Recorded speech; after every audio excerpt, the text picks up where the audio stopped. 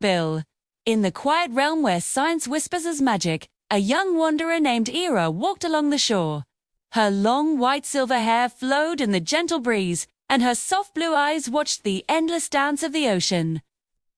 In her hand, she held a glowing lantern, home to her tiny friend Lumo, who would light up whenever a new discovery was near. Suddenly, a swirling gust of pastel air danced around her. It was Fen, the wind spirit, Aira's ever-curious companion. Fen zipped towards the water's edge, its soft eyes glowing with excitement. It pointed a swirling tendril of air at the rhythmic rise and fall of the sea. Aira, look! Its voice was like a soft chime. The water is breathing. Where do its breaths come from? Aira smiled, her gaze following Fen's. That's a wonderful question, Fen. The water doesn't breathe on its own. It's dancing with something we can't see.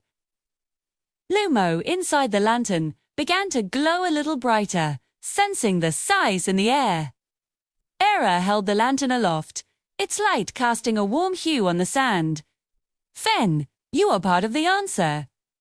Fen tilted in confusion. Me. But I'm just playing, exactly, Aira said, her voice calm and thoughtful. When you and your fellow wind spirits travel across the ocean, you don't just glide over it.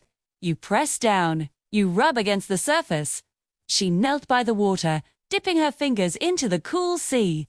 Imagine the surface of the water is like a giant soft blanket.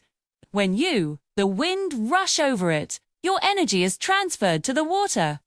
To demonstrate, Aira gently blew across a small puddle left by the tide. Tiny ripples formed, spreading outward. See? My breath is like a tiny wind. It pushes the water, creating little hills and valleys. Out on the vast ocean, the wind is much stronger and travels for thousands of miles. It pushes and pushes, giving more and more energy to the water. Fen swirled excitedly, understanding now. It zipped out over the waves, playfully nudging the surface. Where it touched, the water seemed to ripple with a bit more energy. Aira continued, as the wind keeps blowing, those tiny ripples grow into bigger and bigger hills of water. We call these hills waves. The strength of the wind, how long it blows, and the distance it travels over the water all decide how big the waves will become.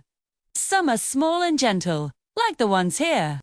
Others, born from powerful storms far away, can become giants, traveling across the entire ocean to finally break upon a shore like this.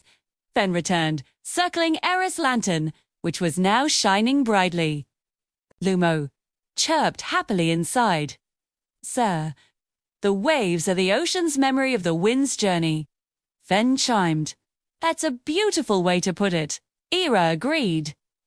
They are the visible story of the invisible wind. Each wave that touches the shore is the end of a long journey, a gift of energy, from the wind, delivered from miles and miles away. She stood up, looking out at the horizon where the sky met the sea.